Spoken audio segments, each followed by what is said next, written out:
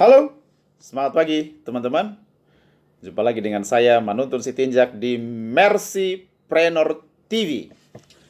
Kali ini saya akan berbicara mengenai artikel yang tadi pagi saya tulis di website mercypreneur.com, yaitu mengenai keunggulan bisnis jaringan.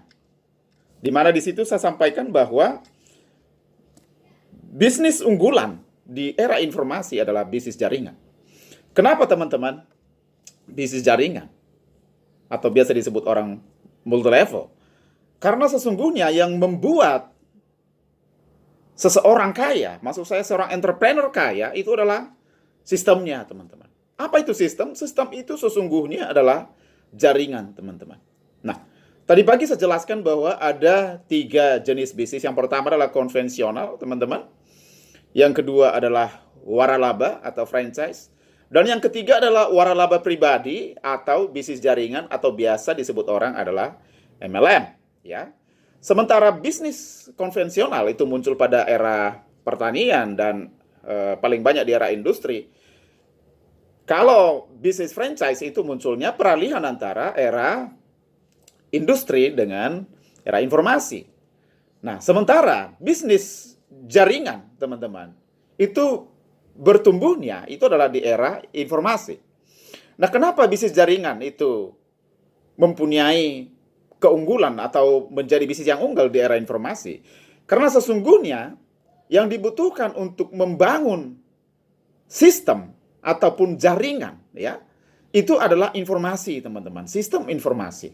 Jadi sekali lagi saya ulangi bahwa orang-orang entrepreneur itu kaya, seorang entrepreneur bisa kaya karena sistemnya, teman-teman. Jadi kalau di bisnis konvensional tentunya ada 2 pilihan, ya. Anda bekerja untuk sistem atau Anda yang punya sistemnya. Kalau Anda yang punya sistemnya, Anda yang punya potensi untuk kaya. Karena yang bekerja untuk sistem itu adalah karyawannya, teman-teman. Di sisi kiri, kalau Anda masih ingat di cash flow quadrant dari Robert Kiyosaki, teman-teman, ya. Nah, sementara kalau bisnis waralaba, teman-teman, bisnis waralaba, Anda membeli sistemnya, tetapi Anda bukan pemilik sistemnya. Yang punya jaringan adalah master franchisee-nya tentunya, teman-teman. Sementara hebatnya, di bisnis jaringan, teman-teman, Anda membeli sistemnya, sekaligus Anda sebagai pemilik sistemnya. Anda sebagai pemilik jaringannya. Sekali lagi saya katakan bahwa istilah sistem dengan istilah jaringan di sini sebenarnya identik, ya, bisa dipertukarkan, teman-teman. Jadi sistem yang bagus itu adalah jaringan yang bagus. Nah, di era informasi, teman-teman, ya, bisnis jaringan itu sangat-sangat unggul karena Anda bisa sekaligus menjadi pemilik sistem. Anda beli sistemnya, Anda menjadi pemiliknya. Jadi siapapun itu punya kesempatan yang sama untuk sukses di era informasi dengan adanya bisnis jaringan, teman-teman. Ya. Jadi kenapa di era informasi ini bisnis jaringan sangat berkembang, ya, teman-teman? Saya sebutkan tadi pagi di dalam artikel itu, Anda boleh baca kembali nanti, bahwa di bisnis jaringan itu sendiri, keunggulan kita adalah karena kita mempunyai fondasi pengelolaan informasi itu sudah tersedia semuanya, ya. Dengan adanya digital media saat ini, maka untuk penyampaian informasi itu sangat cepat sekali. Sangat-sangat cepat sekali, hitungan sepersekian detik, teman-teman.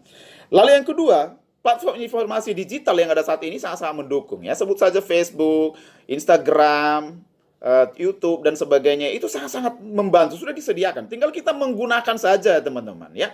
Maka sayang sekali kalau Anda, ya, tidak menggunakan fasilitas ataupun platform informasi yang sudah tersedia untuk kita. Lalu yang ketiga, di bisnis jaringan, teman-teman, di bisnis waralaba pribadi, sistemnya, pondasinya semua sudah disiapkan. Anda tinggal menjalankan saja, ya. Anda tidak butuh modal miliaran. Anda hanya butuh beberapa juta rupiah saja, teman-teman, atau saya katakan ya hanya sekitar beberapa ratus dolar saja, dan Anda dengan modal segitu Anda bisa menjadi miliarder, teman-teman, ya.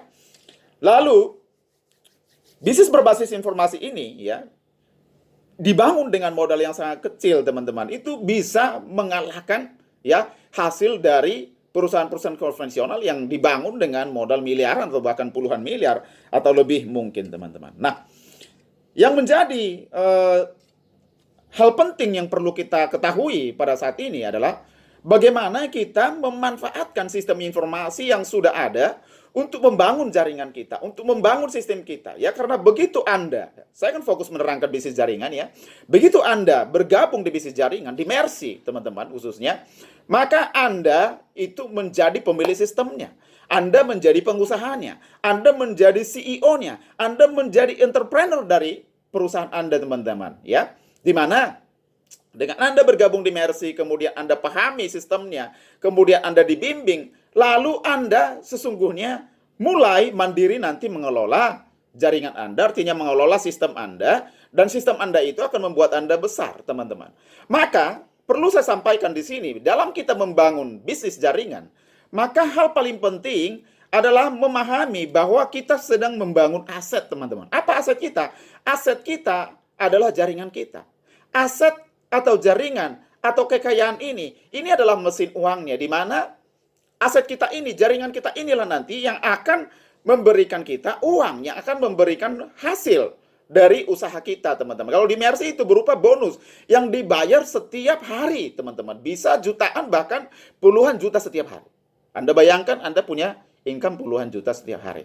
Nah, sekarang apa tahapan-tahapan yang harus kita lakukan di era informasi ini, teman-teman, untuk kita bisa membangun jaringan kita. Nah, teman-teman, kalau Anda pernah belajar teori marketing, strategi marketing ya, Kotler mengatakan bahwa program marketing itu disebut marketing mix adalah 4P, teman-teman. Apa itu 4P? Yang pertama adalah produk, ya. Yang kedua, setelah produk itu adalah price, harganya berapa, produknya apa, ya, manfaatnya apa tentunya, karena orang membeli manfaat bukan produk, ya. Yang kedua, harganya berapa, ya, sesuai nggak nilainya, worth it nggak, ya. Kemudian yang ketiga adalah place, di mana bisa memperoleh barang itu, ya, nyaman nggak memperolehnya, ya. Kemudian yang keempat adalah promosi, bagaimana Anda mempromosikannya, bagaimana Anda menginformasikannya. Itu adalah marketing mix, teman-teman. Nah, di era informasi ini, teman-teman, ya, saya katakan kepada Anda bahwa marketing mix itu sebenarnya masih berlaku. Tetapi di era informasi ini adalah jauh lebih mudah, teman-teman. Saya menyebutnya sebagai information mix. Nah, jadi kalau di era konvensional, bagaimana Anda mendesain, merancang marketing mix Anda untuk mencapai target market Anda, tujuan Anda itu sangat menentukan sukses Anda, teman-teman. Nah, di era informasi ini adalah bagaimana Anda piawai mengelola informasi yang ada pada Anda untuk memberitahukan itu kepada calon customer Anda, kepada masyarakat, teman-teman, sehingga orang mengetahui bahwa informasi ini sangat berguna dan mereka mau menangkap informasi ini dan mulai bertindak, teman-teman. Nah, ini saya sebut sebagai information mix, teman-teman. Ya, saya mengikuti istilahnya Kotler, teman-teman, ya, Bapak marketing, terkenal sebagai Bapak marketing, ya, Philip Kotler.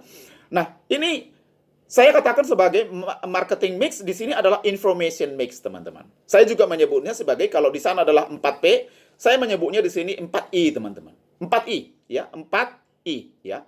I yang pertama itu adalah information value, teman-teman. Information value. Nah, bagaimana Anda mempunyai sesuatu informasi yang berguna, yang bermanfaat bagi orang lain, ya. Contoh kita di Mercy, kita punya informasi apa? Produk yang bermanfaat, yang bisa menjaga kesehatan, menyembuhkan dari hampir semua penyakit, ya. Mencegah kita dari infeksi virus corona, misalnya, karena bisa meningkatkan kekebalan tubuh kita, teman-teman. Itu manfaat produknya. Lalu manfaat bisnisnya apa? Adalah sumber income, di mana modal sangat kecil, ya, dikerjakannya mudah, dibimbing untuk mengerjakannya, dan hasilnya bisa sangat besar.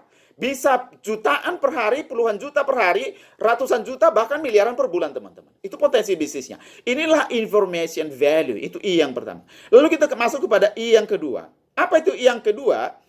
I yang kedua adalah information process, teman-teman. Proses informasi. Bagaimana Anda memproses informasi itu, bagaimana Anda memahaminya, bagaimana Anda betul-betul bisa menangkap semua informasi yang ada untuk nanti Anda bisa kemas, teman-teman. Untuk Anda buat menjadi storytelling. Tapi saya belum bicara kepada storytelling. Saya berbicara mengenai yang kedua dulu. Di mana Anda bisa menangkap informasi itu, teman-teman. Maka di Mercy misalnya, hal paling penting Anda adalah memahami seperti apa itu produk Mercy. Ya, ini product knowledge. Seperti apa itu sistem marketing di Mercy. Dan berbagai informasi pendukung lainnya. testimoni produk misalnya, bagaimana pengalaman orang menggunakannya, testimoni bonus, bagaimana orang-orang berubah hidupnya. Nah, itu semua adalah yang harus Anda pahami detailnya, teman-teman. Itu Anda harus pahami satu persatu. Anda harus belajar bagaimana Mercy ini dari pertama diberikan ke saat ini, ya di mana sudah ribuan orang merasakan manfaatnya, bahkan puluhan ribu merasakan manfaat produknya, ribuan orang merasakan bonusnya, teman-teman. Ini Anda harus pahami, setidaknya Anda mengerti alur informasinya di situ. Informasi-informasi pentingnya, key information-nya Anda harus tahu. Itu yang disebut dengan information processing, ya, atau pemahaman tentang informasi. Itu yang kedua. Nah, itu harus Anda pahami, teman-teman, ya. Nah, kemudian yang ketiga adalah information arrangement, atau saya bilang information packaging. Jadi bagaimana Anda mengemas informasi ini, teman-teman, menjadi informasi yang bisa dilihat oleh orang lain. Dalam bentuk apa? Dalam bentuk storytelling, teman-teman. Dalam bentuk Anda bercerita. Bagaimana Anda mengemas semua informasi yang Anda sudah pahami nilainya, Anda pahami uraiannya satu persatu. Lalu Anda kemas menjadi informasi yang siap untuk Anda sampaikan kepada orang lain. Ya. Nah, yang kita sangat dibantu saat ini, ya, kita bisa mengirimkan informasi dalam bentuk gambar, dalam bentuk narasi atau cerita, ataupun dalam bentuk video, teman-teman. Itu semua bisa kita kirim online. Dan secara offline, ya, Anda presentasikan tentunya dalam bentuk presentasi, misalkan kita difasilitasi dengan flip chart, itu adalah bentuk informasi, itulah kemasan informasi yang Anda sampaikan kepada siapa? Kepada para audiens Anda, teman-teman.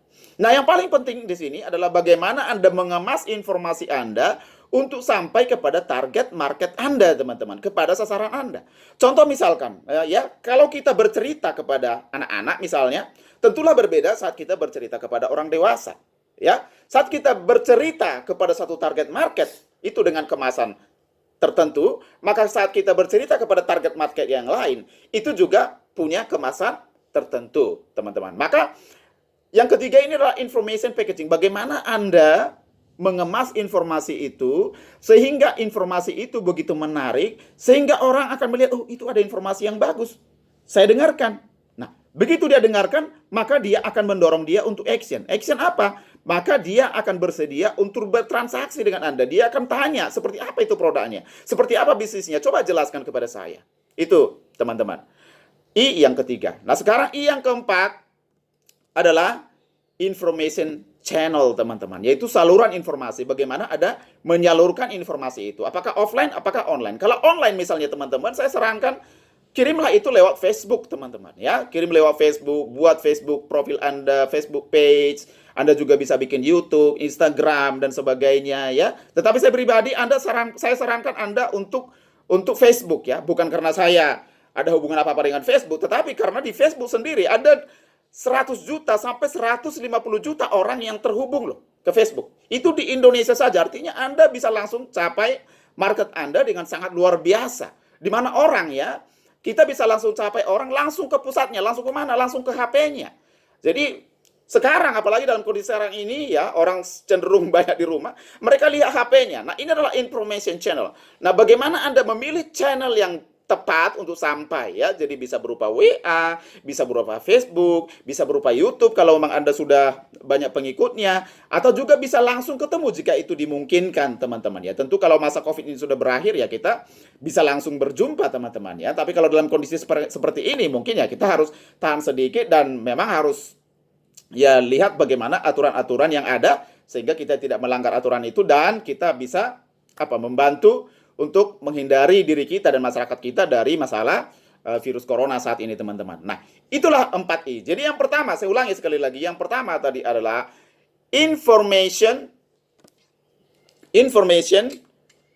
value, teman-teman, ya. Yang pertama adalah information value. Bagaimana informasi yang bernilai. Yang kedua adalah information process, bagaimana Anda memahaminya, teman-teman. Lalu yang ketiga adalah information arrangement, bagaimana Anda mengemasnya, ya, storytellingnya, teman-teman. Dan yang keempat adalah information channel, pilih channelnya. Nah, itu yang ingin saya sampaikan, teman-teman. Kuasailah, semakin Anda piawai, maka Anda pasti bisa luar biasa. Sekian dari saya, sampai jumpa di puncak sukses.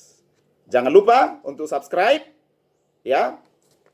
Subscribe, ya, subscribe Mercypreneur TV, teman-teman. Mercy, yes, Mantap!